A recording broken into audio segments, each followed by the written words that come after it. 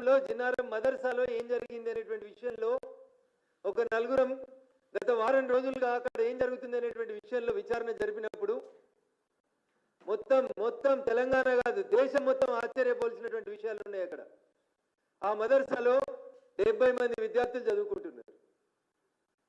జిన్నారం దగ్గర ఘర్షణ కారణమైనటువంటి మదర్సాలో 70 మంది విద్యార్థులు చదువుకుంటున్నారు. ఎక్కడోళ్ళు? జిన్నారం వాళ్ళు, బొల్లారం వాళ్ళు, పటాన్చేరు వాళ్ళు, రామచంద్రపురం వాళ్ళు, సిద్దిపేట వాళ్ళు, ఇంకెవరో పక్కోళ్ళేమో అనుకున్నా నేను. మొత్తం విచారణ చేసి చూస్తే తేలింది ఏంటంటే ఆ 70 మందిలో 65 మంది 70లో 65 మంది పిల్లలు మీది ఏ ఊరు అని అడిగినప్పుడు వాళ్ళ నుంచి వచ్చిన సమాధానం కిషన్ గంజ్ బీహార్ అని చెప్తున్నారు. వాళ్ళు దయించి సభ్య సమాజం హిందువులు మొత్తం ఆలోచించాలి. ఎక్కడి నుంచి వచ్చిరట?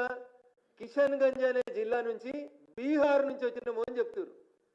మీ తల్లిదండ్రులు ఎక్కడున్నారు అని అడిగినాం. నెక్స్ట్ ప్రశ్న, మా తల్లిదండ్రులు అంతా బీహార్లోనే ఉన్నారు సార్ అని చెప్పారు వాళ్ళు.